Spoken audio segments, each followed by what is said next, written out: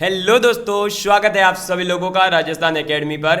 मैं परवीन सिंह आप सभी लोगों के साथ में लगातार जुड़ा हुआ हूं। थर्ड ग्रेड एग्जाम के लिए जो मेंस का एग्जाम होने वाला है 2023 के जनवरी में संभावित है, उसके बारे में। और लगातार हम मैथ्स की क्लासेस लेकर के आ रहे थे और मैथ्स के हमने जब 5 से 6 टॉपिक कंप्लीट कर लिए तो हमने आरबीएससी की साइंस की बुक्स को कंप्लीट करने का सोचा था, जिसके अंदर हम 6 क्लास की कंप्लीट कर चुके हैं। 7 क्लास का फर्स्ट टॉपिक जो है भोजन के अवयव, उसको हम कंप्लीट कर चुके थे।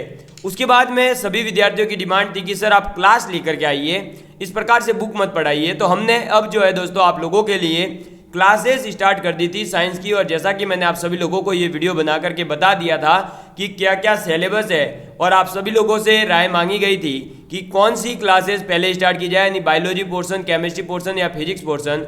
तो मैक्सिमम स्टूडेंट ने बायोलॉजी पोर्शन को पसंद किया है। तो हम आज बायोलॉजी पोर्शन के कोशिका जो टॉपिक है उसको हम स्टार्ट करने जा रहे हैं। ठीक है दोस्तों, तो बेसिकली हम कोशिका के बारे में आज पूरी जानकारी लेंगे। पहले हम देख लेते हैं कि हमारे सिलेबस में ये जो कोशिका वाला पोर्शन है इसमें क्या दे रखा है। तो अगर हम सिलेबस में देखें तो हमारे दे रखा है कोशिका संरचना एवं प्रकार्य, यानी कि कोशिका की संरचना के बारे में, कोशिका के जो भी कार्य वगैरह होते हैं उसके बारे में हमें बात करनी है। हाँ, मैं आज स्मार्ट दिख रहा हूँ, शूट वूट पहन के आया हूँ, और अच्छा लग रहा हूँ तो प्लीज़ कमेंट करके बताइएगा। और हम फिर करते हैं अब अपनी क्लास की शुरुआत। और हम आज जानेंगे कोशिका को बिल्कुल बेसिक से, मतलब आपने जो आज तक 6 क्लास से अगर किसी ने साइंस नहीं पढ़ी हो, फिर भी साइंस मैथ ली है और रीट का साइंस से पेपर दे रहा है, तो मैं उस बच्चे को भी 6 क्लास से लेकर के 12th क्लास तक का जो कोशिका के बारे में पूरी डिटेल है वो सब कुछ यहाँ दे दूंगा, ताकि आप लोगों के किसी भी प्रकार का क्वेश्चन बनाया जाए। लेकिन अगर राजस्थान एकेडमी का कोई विद्यार्थी है तो वो उस क्वेश्चन को सॉल्व करके आएगा, इस बात की गारंटी के साथ में। चलिए करते हैं शुरू आज का टॉपिक। तो दोस्तों आप सभी लोग टॉपिक डालिए सबसे पहले अपने। कौन सा टॉपिक है? तो कोशिका। एक सेकंड, ये क्या हो रहा है? हाँ, अब टॉपिक डालिए सबसे पहले दोस्तों आप सभी लोग। कोशिका, और उसकी किसके बारे में बात करनी है? हमें बात करनी है संरचना के बारे में एवं उसके प्रकार्यों के बारे में। ठीक है, तो कोशिका संरचना एवं प्रकार्य के बारे में अपन बात करेंगे। चलिए अब अपन सबसे पहले बात करते हैं कि आखिर ये कोशिका होती क्या है। तो बेसिकली दोस्तों जिस प्रकार से आपने अपने घर को बनते हुए देखा होगा अगर, और उसकी दीवारों को देखोगे तो एक एक ईंट मिल करके एक बड़ा पूरी दीवार बनाता है, और दीवारों से मिलकर कमरा बनता है, कमरों से मिलकर के आपका धीरे धीरे भवन तैयार होता है, घर तैयार होता है। ठीक है, तो उसी प्रकार से जिस प्रकार से घर के अंदर एक ईंट की आवश्यकता होती है, एक छोटे छोटे टुकड़े ईंटों के मिल करके आपके पूरे बड़े मकान को तैयार कर देते हैं, बहुमंजिला बिल्डिंगों को तैयार कर देते हैं। तो उसी प्रकार से जो हमारा शरीर है वो छोटी छोटी ब्लॉक्स लेवल की, बहुत छोटी छोटी कोष्ठ, एकदम छोटे छोटे से बॉक्स टाइप की दिखने वाली कोशिकाओं से मिलकर के बना होता है।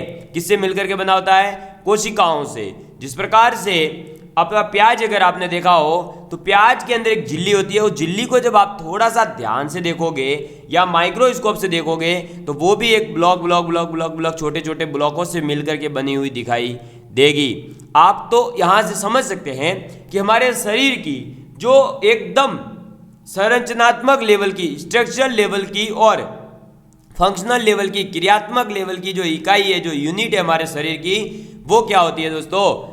कोशिका होती है। तो आप यहां पर लिखिए कि जीवों, और ये स्टेटमेंट पूछा जाता है कि शरीर की संरचनात्मक और क्रियात्मक इकाई से किसे कहा जाता है? तो कोशिका को कहा जाता है। तो जीवों की मुख्य संरचनात्मक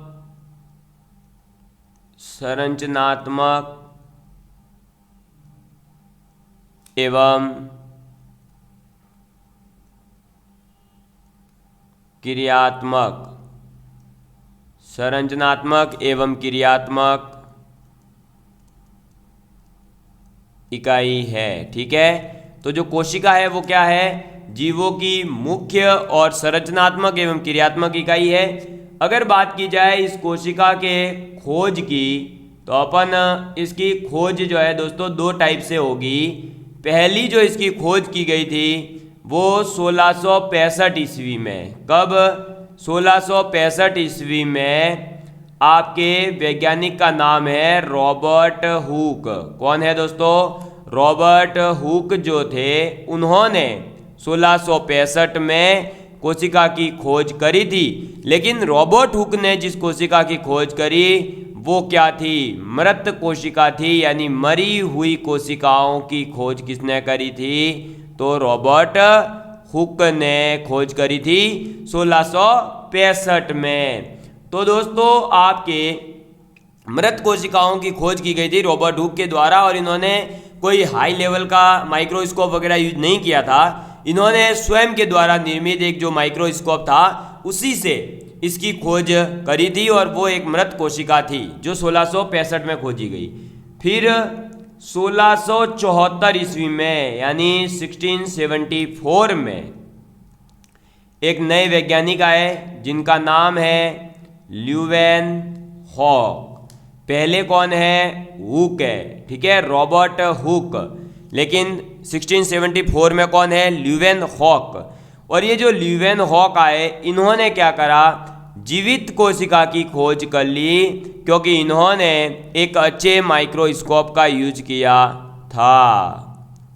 किसका यूज किया था? माइक्रोस्कोप यानी सूक्ष्मदर्शी की सहायता से ल्यूवेन हॉक ने 1674 ईस्वी में जीवित कोशिका की खोज कर ली थी। तो आपने देखा कि कोशिका की खोज इस प्रकार से हो चुकी है। अब ये जो हमारे कोशिका की खोज हुई, तो इसके बारे में रॉबर्ट हुक ने अपनी एक पुस्तक है, और उस पुस्तक का नाम पूछा गया है तो मैं आपको बता देता हूँ। रॉबर्ट हुक की एक पुस्तक है, आप लिखिए रॉबर्ट हुक की पुस्तक। तो रॉबर्ट हुक की एक पुस्तक है, उस पुस्तक का नाम क्या है दोस्तों? माइकोग्राफिया। उस माइकोग्राफिया के अंदर इन्होंने इस कोशिका के बारे में या अपने जो भी नियम सिद्धांत दिए थे वो इसके अंदर दिए थे। यानी जो ये कोशिका की खोज हुई है इसके बारे में रॉबर्ट हुक ने माइकोग्राफिया जो इनकी पुस्तक है उसके अंदर लिखा था। ठीक है, हम जितनी भी ये दोस्तों कोशिका से संबंधित पूरी स्टडी करने वाले हैं, तो आप लिखिए कोशिका से संबंधित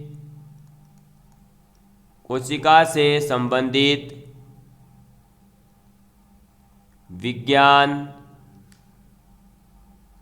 की शाखा को कोशिका विज्ञान क्या कहते हैं? कोशिका विज्ञान, और इंग्लिश वाले लिख सकते हैं साइटोलॉजी। ठीक है, साइटोलॉजी कहते हैं। समझ में आ गई बात? तो कोशिका जो है उससे रिलेटेड जो अपनी ये जो साइंस है जिसके बारे में अपन स्टडी कर रहे हैं, या जो अपन तो बहुत छोटे लेवल पर, अपन सिर्फ जो पढ़ा हुआ है, मतलब अपन को जो दे रखा है, रिसर्च हो चुकी है उसको पढ़ रहे हैं। लेकिन जब इसके बारे में कोई रिसर्च करता है, इसके ऊपर कोई पीएचडी वगैरह करता है, तो उस पर्टिकुलर कोर्स का नाम क्या होता है? साइटोलॉजी कहा जाता है। ठीक है, और आगे लिखेंगे 19वीं सदी का, ये क्लासिकल काल इसका कहलाता है, तो आप लिखो 19वीं सदी का अंतिम चौथाई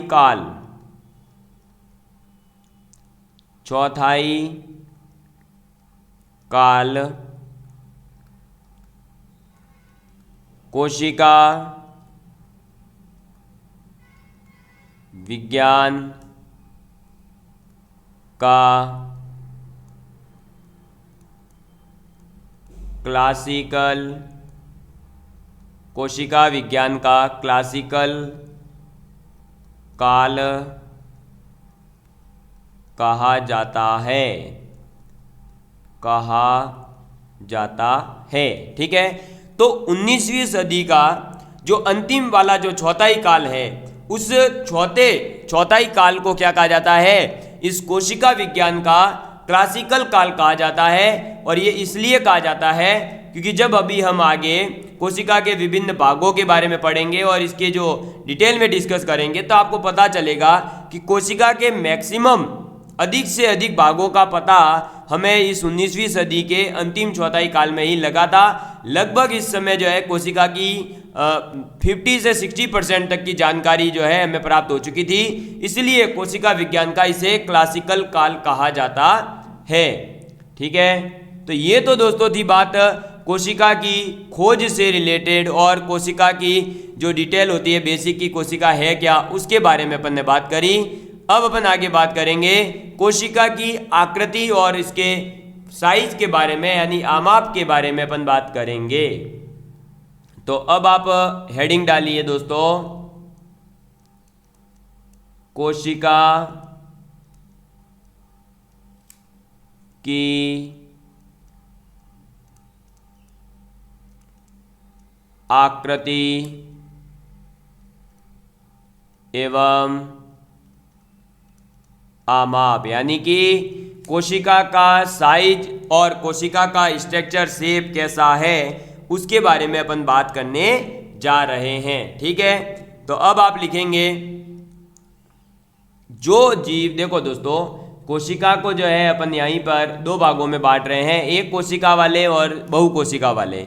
तो पहले अपन बात करेंगे एक कोशिका और बहुकोशिका की, फिर अपन बात करेंगे इसके जो भी जो साइज है उसके ऊपर। ठीक, तो कोशिका की आकृति के बेस पर जीव जिसका शरीर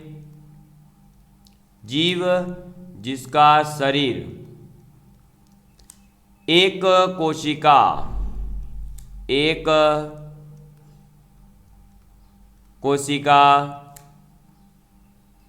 से बना होता है, एक कोशिका से बना होता है, एक कोशिकीय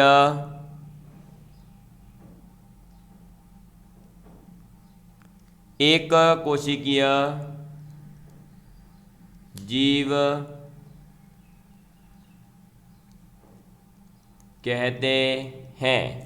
ठीक है, इसके उदाहरण देखिए, एक कोशिकीय जीव जो है वो कौन कौन से होते हैं, तो इसके उदाहरण में आपको याद रखना है, एक तो जीवाणु, बैक्टीरिया। ठीक है, फिर आपका पैरामीशियम, कौन से? पैरामीशियम मैंने आपको बताया था ना, जो मोजड़ी जैसा यानी जूती जैसा दिखाई देता है। जब मैंने आरबीएससी की बुक पढ़ाई थी तब बताया था इसका शेप। और आपका आ जाएगा अमीबा। तो मैंने आपको बोला था ना, अमीबा का आकार आप कैसे याद रखोगे? अमीबा का आकार आपको याद रखने के लिए आप ऐसे याद रखोगे कि ये एक वोमिटिंग टाइप का होता है। जब आप वोमिट करते हो तो कैसा आकार बनेगा ये किसी को नहीं पता। वैसे अमीबा का आकार कोई फिक्स नहीं है, आप जैसा चाहो वैसा बना देना, केवल ऐसे ऐसे ऐसे ऐसे कर देना, ये इस टाइप से थोड़ा सा, बस ये हो गया, ये अमीबा बन गया। ठीक है, पैरामीशियम की अगर बात की जाए तो ये ऐसे थोड़ा सा, और फिर ये यूं हो करके ये इस टाइप का थोड़ा छोटा। ठीक है, आगे से इतना तीखा नहीं होता, लेकिन जूतियाँ जिस टाइप की होती है उस टाइप का ये बनता है। ठीक है, समझ में आ गई बात? तो ये आप लोग अपने हिसाब से कर सकते हैं। वैसे मैंने आपको आरबीएससी की बुक्स बोला ही है कि पढ़नी है, तो वहाँ आपको ये डायग्राम वगैरह रंगीन रूप से आराम से दिखाई दे देंगे। अब आप आगे लिखेंगे बहुकोशिकीय जीव के बारे में। तो आप लिखिए जीव जिसका शरीर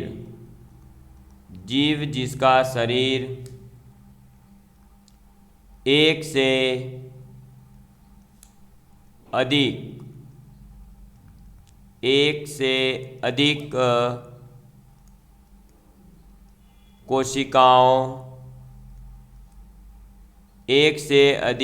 कोशिकाओं से मिलकर बना होता है। बहुकोशिकीय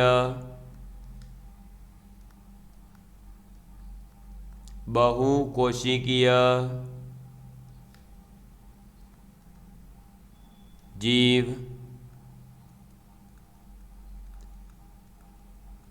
कहलाते हैं। ठीक है, तो जीव जिनका शरीर एक से अधिक कोशिकाओं से मिलकर बना होता है उन्हें कहा जाता है बहुकोशिकीय जीव। जो एक कोशिका से बने हैं उन्हें एक कोशिका, और ज़्यादा कोशिकाएं हैं तो बहुकोशिका। सीधी सी बात है, बहु या ज़्यादा कोशिका कह दो। ठीक है, बहु मतलब क्या होता है? बहुत, तो बहुत कोशिकीय यानी कि बहुत ज़्यादा कोशिकाओं से मिलकर बना होता है। लाखों करोड़ों अरबों कोशिकाएं जो है मिलकर के बनती है तो उसे कहा जाता है बहुकोशिकीय जीव। इसका उदाहरण देखें तो इसके उदाहरण में सबसे पहले तो मानव, मनुष्य, अपन खुद, ठीक है, बहुकोशिकीय जीव है। इसके साथ में बड़े जीव जंतु, ठीक, बड़े जीव जंतु, वे सभी किसके एग्जाम्पल हैं? तो ये सभी बहुकोशिकीय जीव के ही एग्जाम्पल हैं। अब आपके दिमाग में आ रहा होगा कि जिनमें ज़्यादा कोशिकाएं होगी वो ज़्यादा अच्छे से काम करेंगे, या ऐसा नहीं, ऐसा कुछ भी नहीं होता है। जो एक कोशिकीय जीव है वे भी सब वही प्रक्रियाएं, वही सब प्रोसेस, वही सब काम कर सकते हैं जो बहुकोशिकीय जीव करते हैं। बस फर्क इतना होता है कि वो एक कोशिकाओं से मिलकर बने होते हैं और बहुकोशिकाओं में ज़्यादा कोशिकाएं होती है, उनका आकार थोड़ा सा बड़ा होता है। लेकिन इसका मतलब ये नहीं है कि जो है आप केवल ये बड़े बहुकोशिका वाले हैं तो वो ज़्यादा काम कर पाएंगे, या कम कोशिका हैं तो वो नहीं कर पाएंगे, या आधा काम करते होंगे। नहीं, ऐसा कुछ भी नहीं होता है। ठीक है, इस बात का आपको ध्यान रखना है, इस बात में आपको कंफ्यूज नहीं हो जाना है कि ज़्यादा कोशिकाएं हैं तो ज़्यादा अच्छे से काम होगा, ऐसा कुछ भी नहीं होता है। ठीक, चलिए बात करते हैं अपन आगे अब इनकी साइज के बेस पर कुछ इंपॉर्टेंट फैक्ट्स की, जैसे कि सबसे बड़ी जो है कोशिका किसकी होती है, सबसे छोटी कोशिका किसकी है, मानव शरीर में पाई जाने वाली सबसे बड़ी कोशिका, मानव शरीर में पाई जाने वाली सबसे छोटी कोशिका, इन सब के बारे में ये कुछ इंपॉर्टेंट फैक्ट्स कह सकते हैं, या आप ये कह सकते हैं कि ये कुछ नोट पॉइंट है। ठीक है, चलिए तो पहला जो नोट पॉइंट आता है वो आप लिखेंगे। तो पहला नोट पॉइंट है संसार की सबसे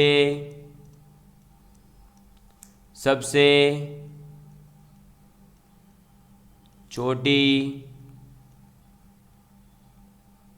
कोशिका, संसार की सबसे छोटी कोशिका जिसे माइकोप्लाज्मा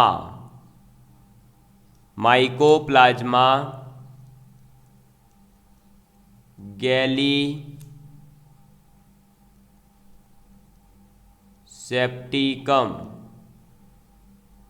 क्या कहते हैं? एक सेकेंड, ये सेप्टिकम तो कुछ और ही बन रहा है साइड, एक सेकेंड, माइकोप्लाज्मा गैलीसेप्टिकम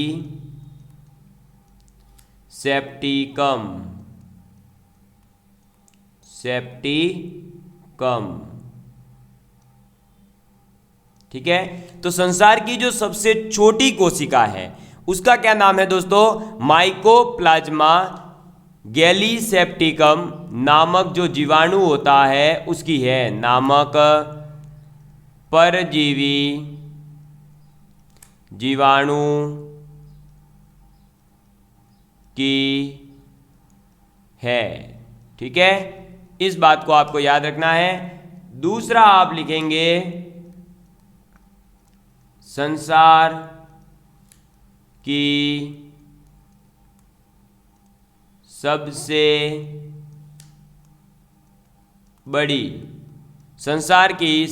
बड़ी कोशिका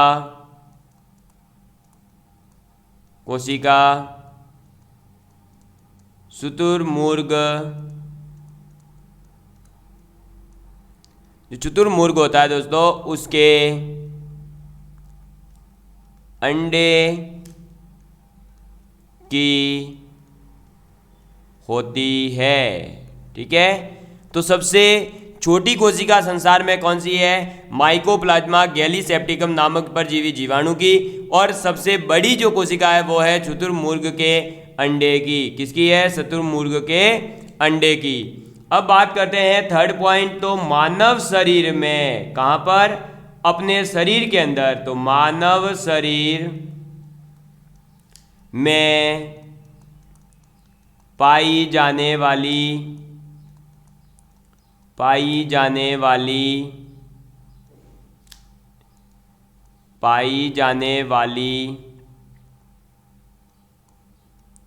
सबसे छोटी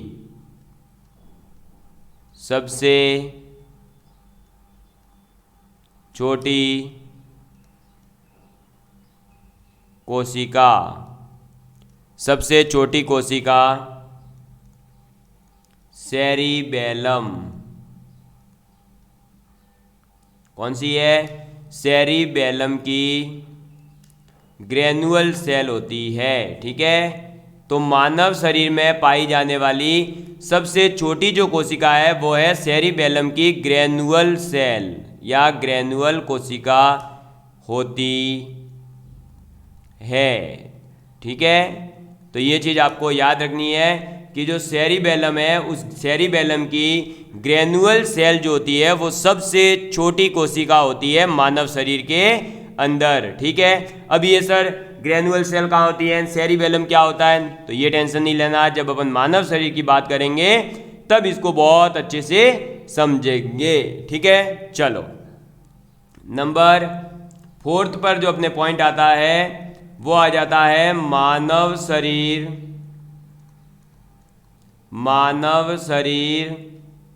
में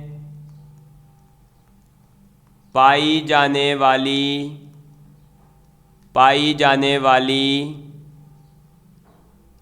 सबसे बड़ी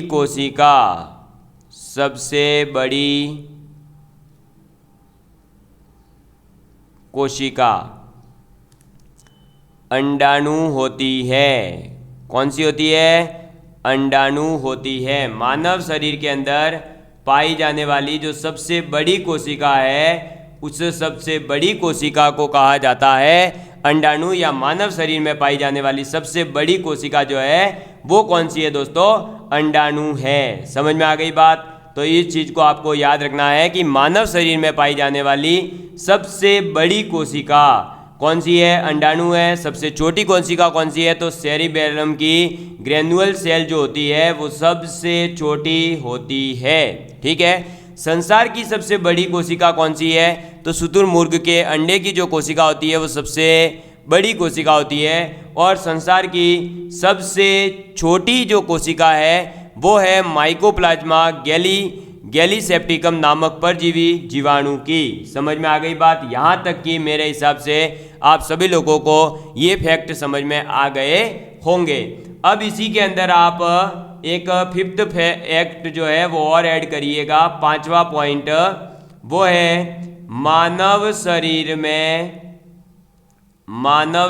में सबसे लंबी कोशिका। देखो, सबसे बड़ी और सबसे छोटी की बात कर ली, अब अपन बात कर रहे हैं सबसे लंबी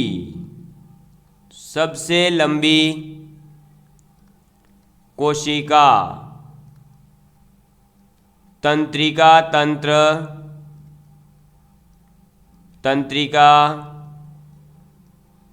तंत्र के न्यूरॉन की होती है। न्यूरॉन की होती है।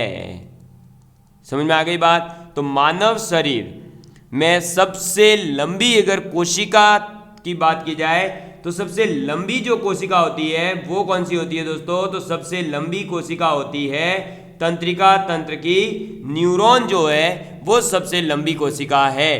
तो ये पांचों पॉइंट आपको एज इट इज याद रखने हैं। ये अपने काम के हैं, ये आप लोगों से पूछे जाते हैं, इसलिए आप लोगों को ये पांचों फैक्ट याद रखने हैं।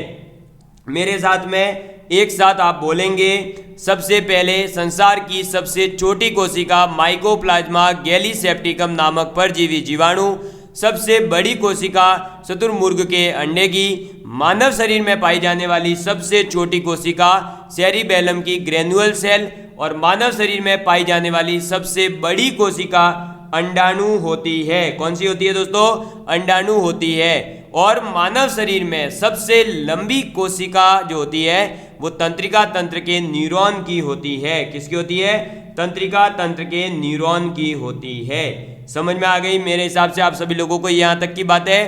तो अब अपन बात करेंगे दोस्तों आगे कोशिकाओं के प्रकार के बारे में, टाइप्स ऑफ सेल्स के बारे में अपन बात करेंगे। और टाइप्स ऑफ सेल्स के अंदर हम जो है पहली जो बात की जाएगी वो न्यूक्लियस की उपस्थिति के आधार पर की जाएगी, यानी कि केंद्रक है या नहीं है उसके आधार पर कोशिकाओं को दो प्रकारों में बांटा गया है।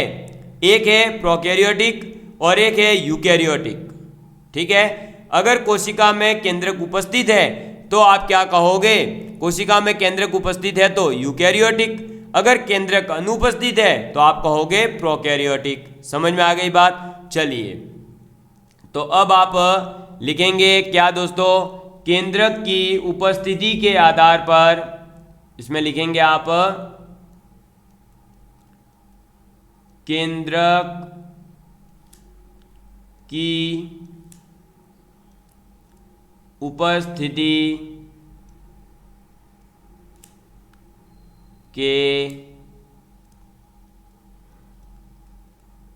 के आधार पर कोशिका के दो प्रकार है। केंद्रक की उपस्थिति के आधार पर कोशिका के दो प्रकार है। पहला आपके आ जाएगा प्रोकैरियोटिक, प्रोकैरियोटिक, प्रोकैरियोटिक। और दूसरा जो टाइप आता है वो आ जाता है दोस्तों यूकैरियोटिक। अब इनके जो दोनों में डिफरेंस है, उस डिफरेंस से कई बार एग्जाम में कितने ही क्वेश्चन आ चुके हैं कि प्रोकैरियोटिक और यूकैरियोटिक में ये है या नहीं है, ये है या नहीं है। इस टाइप के जो क्वेश्चंस बनते हैं कि जैसे आपसे पूछ लिया केंद्रक पाया जाता है प्रोकैरियोटिक में, यूकैरियोटिक में, दोनों में, इनमें से किसी में नहीं, तो प्रोकैरियोटिक में केंद्रक नहीं पाया जाता, क्योंकि जिन कोशिकाओं में केंद्रक का अभाव होता है उन्हें ही तो हम क्या कहते हैं? प्रोकैरियोटिक कहते हैं। समझ में आ गई बात? तो ये चीज आपको याद रखनी है, और इस टाइप के क्वेश्चन जब आपसे पूछे जाए तो आप लोग उसका जवाब दे पाएंगे, क्योंकि इस टाइप के जब क्वेश्चंस पूछे जाते हैं तो हमें बेसिकली जो है बस ये पता होता है कि कोशिका ये है वो है, कोशिका के दो प्रकार हैं। लेकिन जब दो चीज़ों के बीच डिफरेंस वगैरह पूछा जाता है तो जो डिफरेंस वगैरह हमें याद रखना होता है वो बहुत अच्छे से क्लियरिटी के साथ याद होना जरूरी है। तो पहले हम बात करेंगे प्रोकैरियोटिक कोशिकाओं की। किसकी बात करेंगे? प्रोकैरियोटिक, प्रोकैरियोटिक कोशिका। ठीक है, किसकी बात कर रहे हैं? प्रोकैरियोटिक कोशिका की अपन बात करने जा रहे हैं। प्रोकैरियोटिक कोशिकाओं के अंदर सबसे पहला जो पॉइंट आता है जो आप लोगों को याद रखना है वो कौन सा आता है दोस्तों? तो सबसे पहला पॉइंट इसमें यही याद रखना है कि केंद्रक का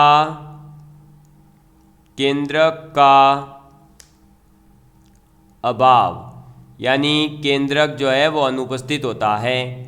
दूसरा पॉइंट इसमें जो याद रखना है वो ये याद रखना है कि जब केंद्रक अनुपस्थित है तो केंद्रक झिल्ली,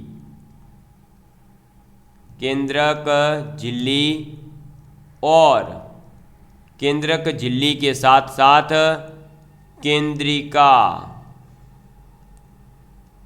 केंद्रिका, ये द्रिका लिखा है, क्या है? केंद्रिका अनुपस्थित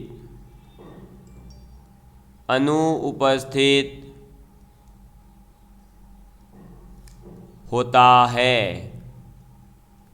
ठीक है, तो ये आपको याद रखना है कि केंद्रक का अभाव होता है प्रोकैरियोटिक कोशिका में, और केंद्रक झिल्ली और केंद्रिका जो है वो अनुपस्थित होती है। नंबर 3 इसके अंदर आप याद रखेंगे कि जो डीएनए है, डीएनए प्रोटीन के साथ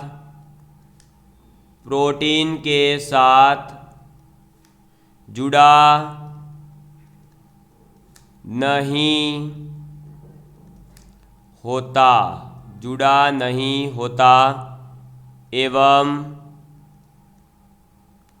हिस्टोन, ये सब क्या है, इसकी बात अपन आनुवांशिकता के अंदर करेंगे। हिस्टोन प्रोटीन का पूर्णतः अभाव होता है, पूर्णतः अभाव होता है। ठीक है, इसके बाद में नंबर 4 आप इसमें लिखेंगे गुणसूत्रों की संख्या, यानी क्रोमोसोम्स जो होते हैं, तो गुणसूत्रों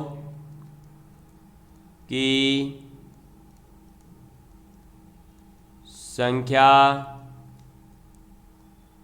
केवल एक होती है।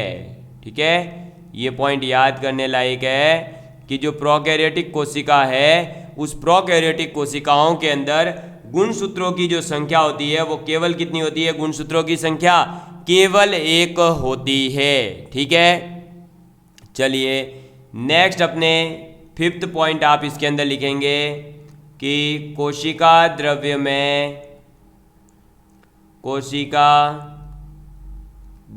में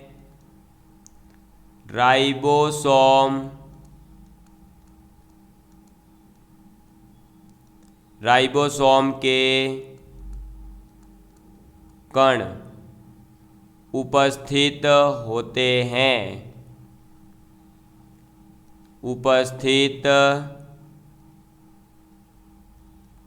होते हैं, परंतु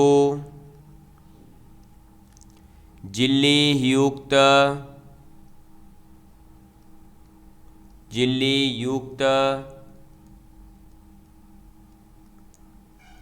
कोशिकांग, यानी कि कोशिका के अंग, तो झिल्ली युक्त कोशिकांग। अब झिल्ली युक्त कोशिकांग कौन कौन से हैं ये अपन अभी आगे पढ़ेंगे, तो अभी केवल आप नाम याद रखेंगे, जैसे हरित लवक के बाद में लाइसोसोम, कौन सा, लाइसोसोम। उसके बाद में गोल्जी काय,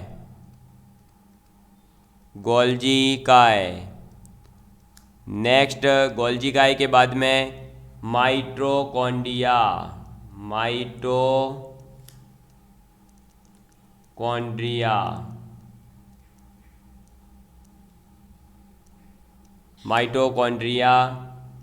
अनुपस्थित, यानी कि ये नहीं होते हैं, अभाव होता है या अनुपस्थित होते हैं। ठीक है, तो आपको ये याद रखना है कि प्रोकैरियोटिक कोशिका कौन सी होती है, जिसमें केंद्रक का अभाव हो, केंद्रक झिल्ली और केंद्रिका अनुपस्थित होता है, डीएनए प्रोटीन के साथ जुड़ा नहीं होता और हिस्टोन प्रोटीन का पूर्णतः अभाव होता है। इनमें गुणसूत्रों की जो संख्या है वो केवल एक होती है। कोशिका द्रव्य में राइबोसोम के कण तो उपस्थित होते हैं, ठीक है, परंतु जो झिल्ली युक्त कुछ कोशिकांग होते हैं, जैसे माइटोकॉन्ड्रिया, हरित लवक, गोल्जी काय, लाइसोसोम, ये अनुपस्थित होते हैं। ठीक है, समझ में आ गई बात? तो ये चीज़ें आपको याद रखनी है। और नंबर 6 आपको याद रखना है कि इस प्रकार